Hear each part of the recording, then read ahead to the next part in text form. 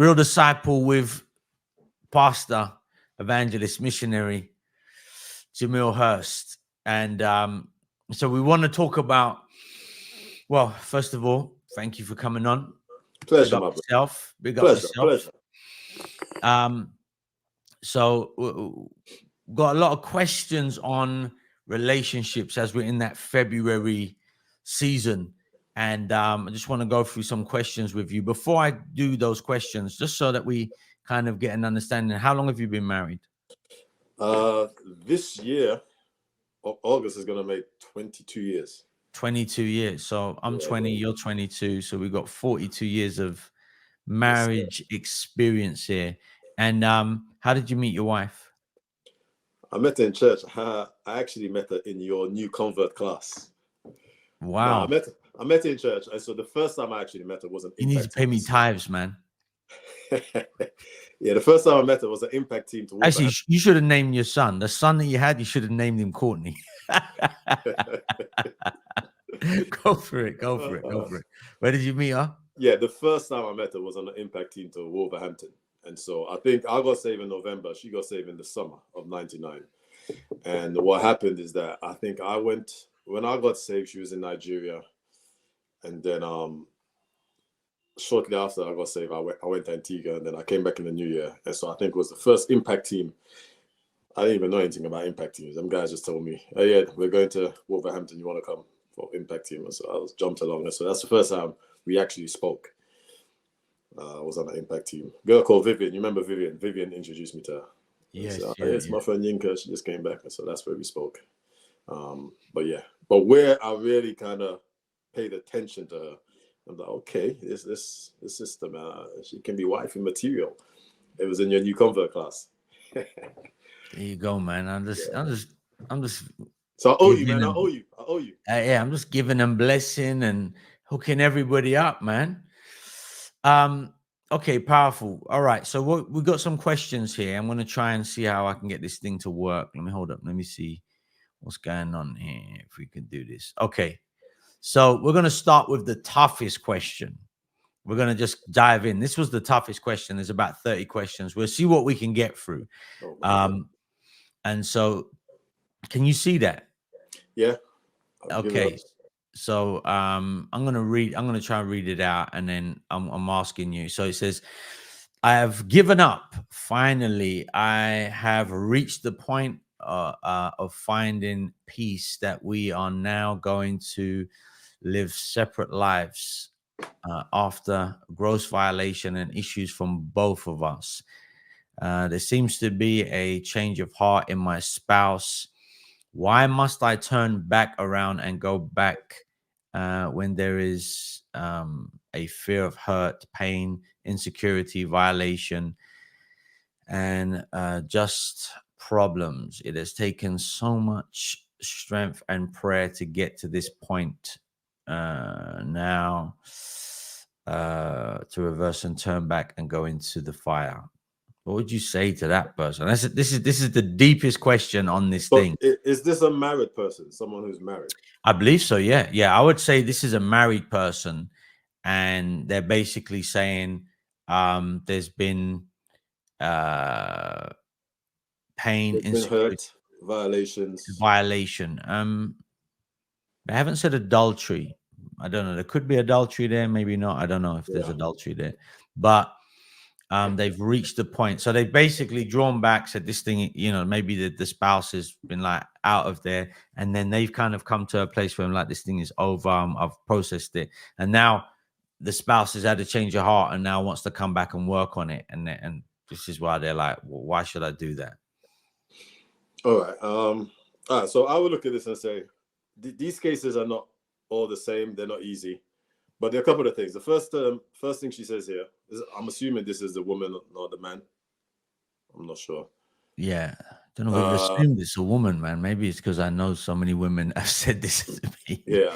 So, well, the first thing, if they're a married couple, is that term "I have given up." I don't like the term "giving up" in any aspect of life. I hate to give up. And I remember reading years ago. It says, "How can you defeat someone who doesn't know when they're defeated?" And so most people succeed because of their determination. And so, especially if you've made vows, giving up to me is not an option. And so that's one of the first issues I have with this. I've made vows. You've gone before an altar, before God. I'm assuming they're a Christian couple as well. And you've made some vows before God. I'm going to live with this man for better or for worse. Okay, now worse have come. You want to give up. And so I don't agree with that term, giving up. Secondly, is where the other partner wants to come back, wants to make it right. And now the thing that is stopping this other person from making it right or agreeing is fear. The Bible says we shouldn't live according to fear. God hasn't given us a spirit of fear, but of power and love. And so fearful of pain, hurt, things going back. I like asking this question. You're fearful of what if things go wrong, instead of having the optimism of what if things go right now. And so that's another point. And so you've started from this perspective where I've given up, and now I'm in a place where I'm fearful, where you shouldn't have an attitude of giving up, and you shouldn't be living according to fear. And so my goal, my aim usually in life, I'm always asking myself the question, what if this works? What if this decision to go back ends up being the best decision of my life? Where a lot of people, if you're living according to fear, not faith, you're like, but what if this messes up? What if it becomes worse? So the question is, especially if this is a Christian couple, are you going to live a life of faith or fear? And so, but I know these things are tricky. It's not a one size fits all. But yeah, I think if you're already given up, haven't made vows, and now you're more fearful of it not working, instead of faith or having faith that it could work and it could be better, that's where I start challenging you. No, I think that's a very good answer. I think there's not really much I could add to that. I think, like you said, I like the point that you made about giving up. I think that's a powerful thing about, giving up. I would just say, you need to pray, seek God, and remember that we serve the God that saves, because it says at the end, and go into the fire. We serve a God that can preserve you even in the fire. Yeah. And so these are the Bible stories that we all know. And yeah, no, I can't really add to that. I think that was a good thing. Let me see if I can get to the next question here. Okay, starts to get a bit easier now. When a woman is interested in a man, how can she express interest while allowing space for him to pursue? I think she can be friendly, smile. What would you say that how did you know that Yinka was interested? How can she not be interested? She's interested. No, joking. Hey, I was gonna say a blues, but I'm gonna leave it there. No, behave yourself, man. I leave it there. Go for it. How did I know? No, it's we were friends, and so I think one of the things that really helped us is that we were friends. We got saved, as you know, we're in an environment where all of us used to hang together, and so we'll go out together. I remember we used to go to this place, Fatty Arbuckles. You remember that place? I remember the name of it. I can't remember where it was. Yeah, it's like a food place in Sorry. So we go there. We'll go New the King, Elephant. There's another place was in Deptford, near to where Simon used to live. And so we used to host fellowship all the time. And so because we were friends, I think it was easier. It wasn't just like, we were associated. We were friends. We fellowship together. And so actually, when I asked her out first, she said no. she said no. I want to develop my relationship with God first. And so I'm like, okay. She didn't just blow me out. She kind of gave me a spiritual reasoning. But yeah, we were just friends. And so how long before? So you showed interest. You basically, in layman's term, you asked her out. She said, I need to focus on Jesus more. Yeah. How long before you did date from that point?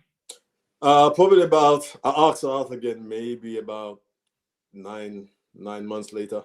Oh wow, that's quite a considerable amount of time. Yeah, I just took my time. I'll see her. I'll say hello. I didn't want her to seem like I'm trying to stalk or anything, and so I'll just see her. Kept the relationship, as normal. Hello in church, fellowship.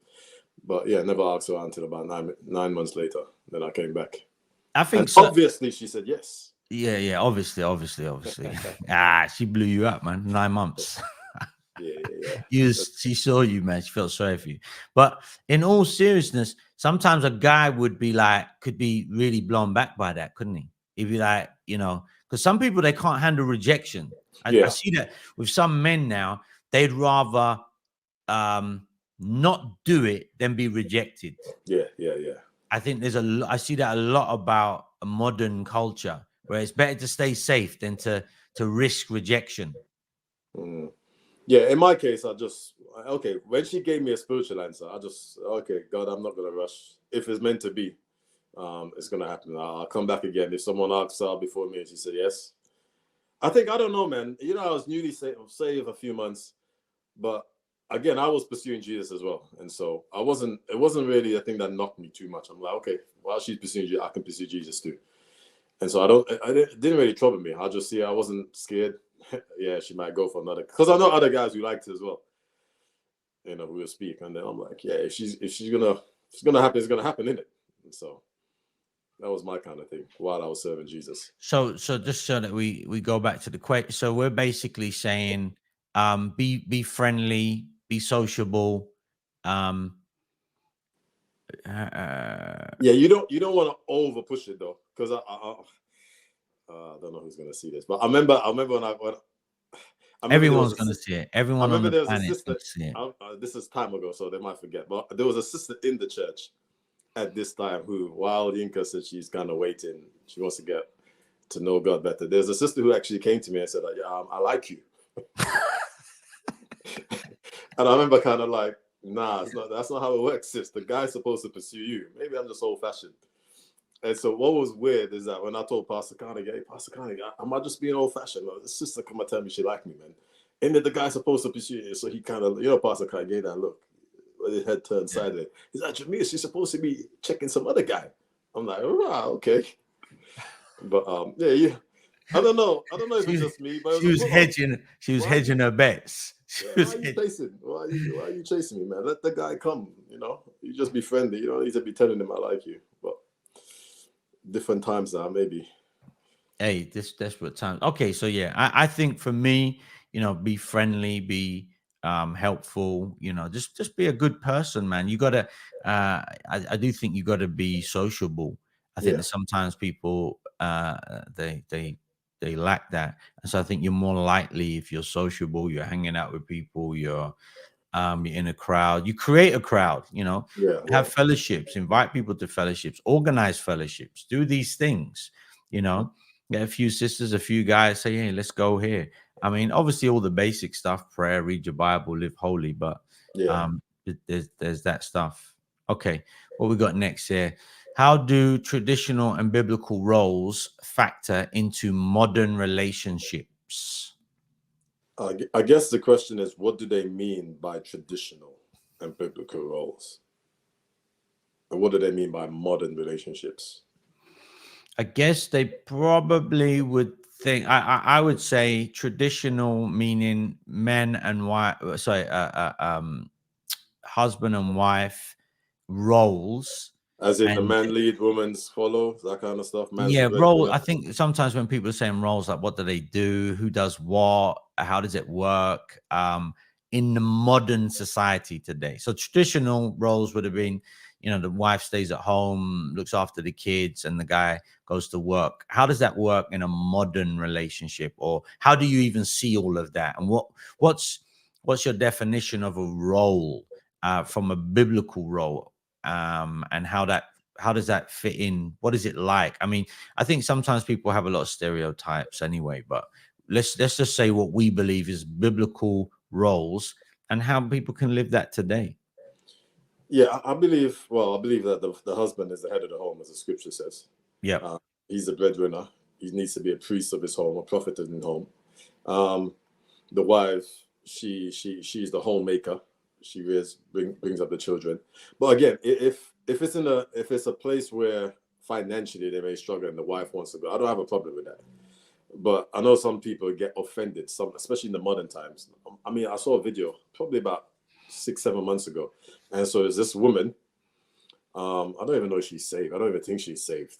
but she was speaking about how she cherishes or she values the role of being a wife.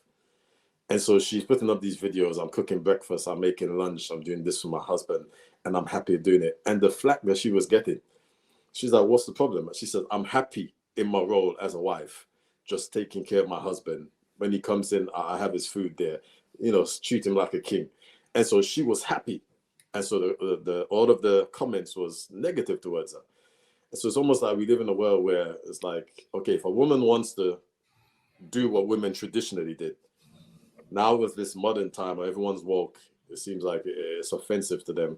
Whereas to me, man, my wife is a scientist, and so by profession, and so we got married, we had children, and I think after my firstborn, she just stayed at home.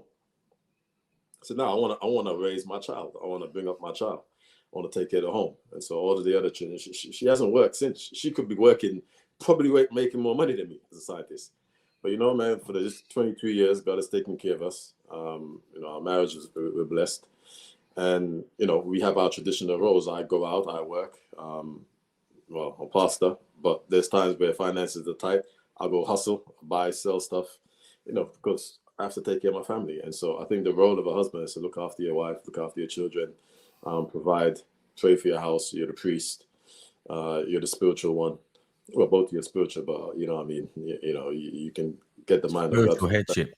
Yeah, headship. Get the mind of God for your family, and I think both can coexist. I think the modern, if the modern can kind of go back to the traditional, I think a lot of things would be better in most relationships. The marriage rate, the divorce rate rather, wouldn't be so high. But I think so much people just focus on self. What's in it for me? Whereas relationship, I don't think it's just about you, man. It's about each other. Yeah. I hear people speak about 50-50. I actually don't believe in that 50-50 principle. I believe when you're coming into a relationship, it's not you bringing 50, the wife bringing 50, or vice versa, but it's 100-100. You're both given 100%. And so this is where we're getting caught up in this modern world. Oh yeah, I wanna do my share. Now, if your husband want to look after you, just enjoy life, man. And so I don't know, man. I think the biblical roles and the traditional roles are very important. Yeah, I think that my opinion, if the reality, you have to do what the Bible says. If you do it God's way, then it's going to work. Okay. How can one maintain individuality while being part of a couple? What's your? Again, if it's marriage, the two shall become one. And so,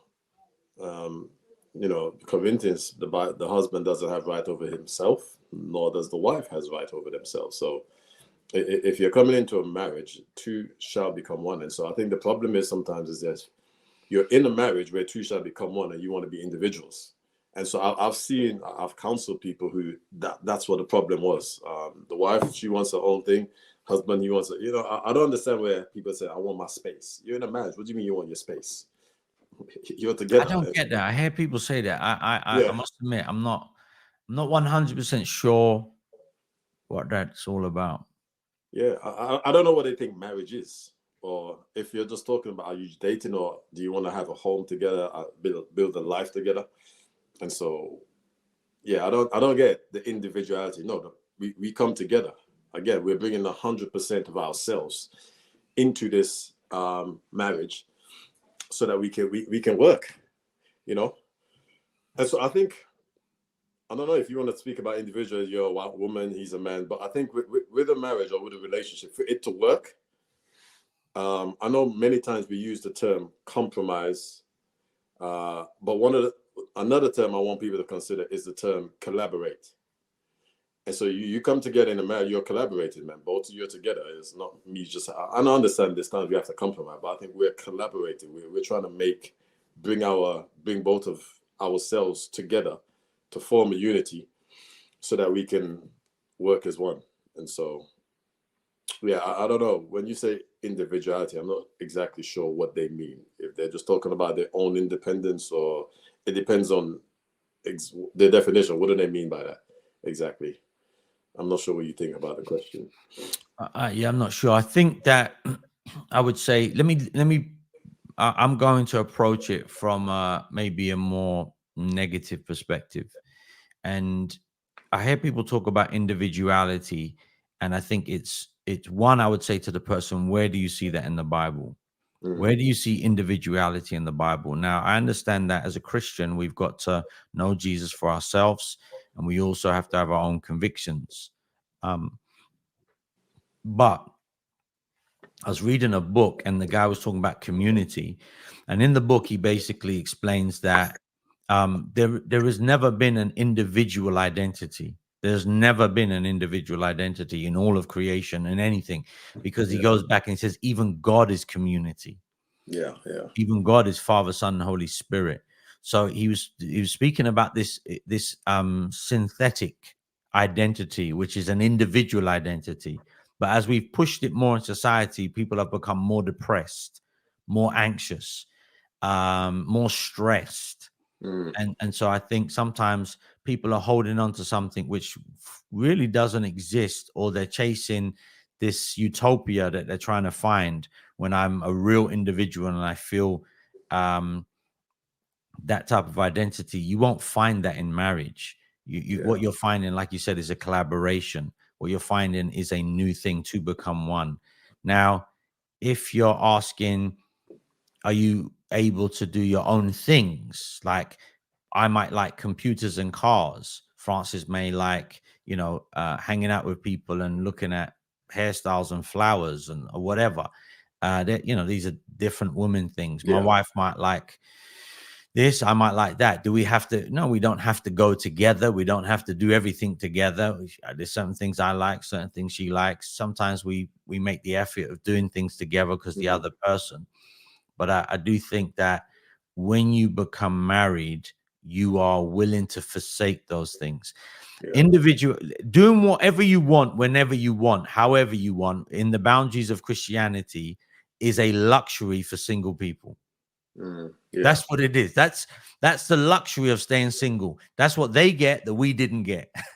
We don't get that no more. They can do when they want, what they want, when they want, how they want. Yeah. When you guys go on holiday, think of everything you have to plan. It's like a major, it's like a campaign. It's like an impact team. Impact teams, like a military campaign with all the kids. Like, you think about it now, if you wanted to all go to Antigua, you need like 20 grand. Just everyone's tickets and like that. Think of it, when you're by yourself, you can go anywhere you want, where you want. So I do think there is a benefit to singleness, and I think there is there's a pro and con to it, and that's just part of life. But I think sometimes people want their cake and eat it too. They want the benefits of singleness, but they want the benefits of being married. You can't have both. Make a choice, and once you've made that choice, just roll with it and then lean into it, and you will find. Last thing I will say on this: like in anything, when you lose what you think is yourself in the gospel, you find yourself.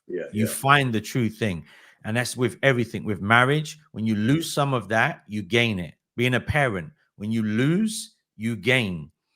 When in the call of God, when you give up in your mother and you go and do the things of God, you gain. So we're just following Jesus. Okay, let's next one. What's it? What steps should be taken to prepare for marriage?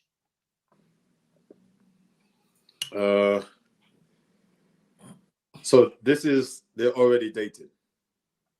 I would have assumed. I'm under the assumption, let's assume that. So yeah. One of the things I think in marriage, if you're going to prepare in marriage, I think one of the things you have to do is work on yourself. Because so many times in marriage, people come in with the expectation, okay, I'm expecting this person to be a certain way. But I realize usually it takes two to tango. And most of the times, if I can work on myself, if I can become a better version of me, if I can take the best version of me into the relationship, then my relationship can thrive. And so many times people are putting all of the emphasis, okay, what is he going to bring to the table? Or what is she going to bring to the table? But I think one of the best things that you can do when you're going into a marriage is, what am I bringing? What kind of person am I going to be? And so many times we want things in others. One of the questions, I love to ask this question: the things that you want in others, are you bringing it yourself? And so I think, if you're going to prepare for marriage, man, you got to prepare to be prepare yourself. Yeah, you remember when I, just before I got married, you remember you said to me, "Oh, I can move in with you." Remember you said you can save money, and I said, "No, I want to stay." Remember 1 year I said, Yes. Yeah. And so what I was doing, I wanted to, instead of me moving with you, not paying no rent. I remember when I started dating, I moved out of my mother's house. I was like, man, I want to learn how to deal with bills. I want to learn. I've had everything provided for me in my mom's house. And so it's a thing, basically, I was trying to build myself. I was trying to prepare myself. And so I don't want to go into a marriage, and the first time I'm learning to pay bills and doing all of these things. Because I got married, I think I was 22 when I got married, 23, just turned 23. And so, I wanted to learn how to do all of these things. So I'm preparing myself. I'm living with people. I always joke around. I said, Ben Baden, that boy made me ready for marriage. The way he used to irritate me. Big By the time I got Ben. married. But yeah, so I think you have to work on yourself. I think that's one of the main things. You work on yourself. And if you can take a good version of you into marriage, the best version, I think that goes a long way in your preparation for marriage. I know many times we think about, okay, I need a house, and yeah, those things are necessary. For a guy, you need a job. Those things should go without saying. You can't get married if you're not working. You're still on the dole. You can't take care of a wife. Those things should be self-explanatory. Explanatory. But I think, yeah, if you can work on yourself, I'm not sure. No, I think that's good. I think, yeah. Just thinking about what you said there, and I remember what you was because we were talking. I was like, "How's the planning going?" You was like, "Yeah, I'm saving up for the wedding." And I said, "Oh, you know what? If you want, you can come and stay at mine and live rent free and save up." And you said to me, "No." And not only that, one of the guys, what you actually said to me is one of the guys that you was living with was struggling at the time. Yeah. And you said, "No, let me just stay here and help him out while I'm here." And and so you forego. You said, "Look, no, if I would, because if you would have come and stayed with me, you would have saved hundreds a month." Yeah. And you was like, "No, let me stay here and serve somebody, stay somewhere and help somebody." And I'm just thinking that's a major preparation for marriage. Like, I'd ask somebody who's looking to get married, who do you serve? Who do Yeah. you serve? Who are you serving? Because marriage is about serving. Marriage is my wife always says it, a big part of marriage is about serving. And if you're not serving anybody, you're gonna get a shock when you get married. So yeah, that's good. Okay. What's the next one here? Let's go here. Are there biblical principles guiding us into handling relationship issues? And if not, how can couples overcome challenges and conflicts? Absolutely biblical principles. First one is forgiving. Sounds simple, but you got to forgive a lot, and regularly and often. And so another principle is do unto others as you would have them do unto you. And so you can think about this principle of forgiveness. We are going to wrong our spouses or our partners. When we wrong them, do we want forgiveness? I'm sure most people would say yes. We are not perfect. And so we're going to do things, we're going to say things, we're going to behave in ways that our partners are not going to be pleased with. Would we want them to extend forgiveness and grace to us when we do it? And so if we say yes, why is it that when they do something wrong to us, we don't want to extend that principle? And so one of the things, if you're going to have a successful marriage, you're going to have to forgive often.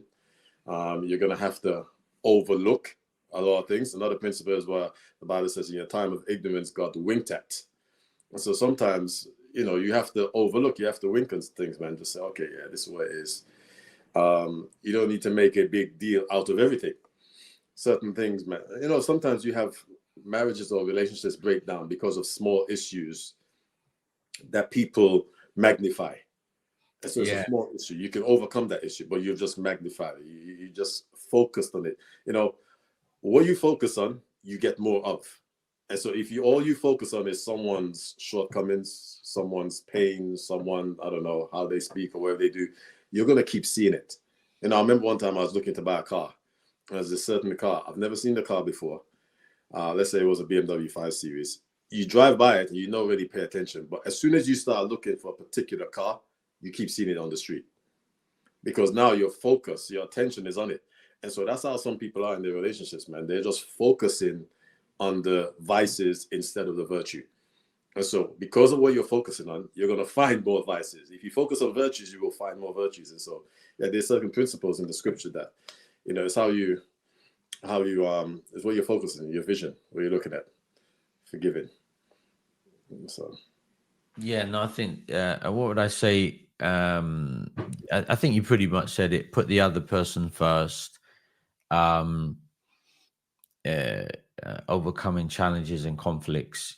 One of the things that I've always looked at, and it's a very simple one in the book of Revelation, when Jesus speaks to the churches, he commends them first, and then he deals with the issue. yeah, And sometimes it's coming at somebody and realizing that they're not all bad.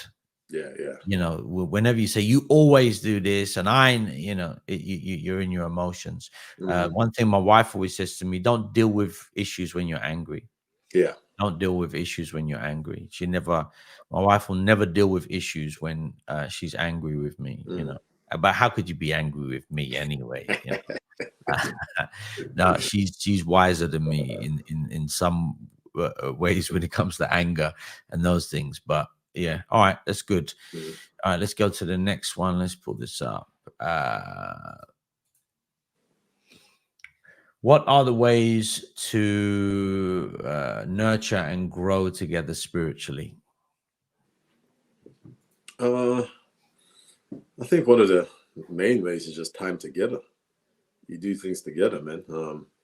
Do things as a family if you have children. And so I think you grow with I always say time equals influence. So the more time you can spend with each other, the more you can grow one with another.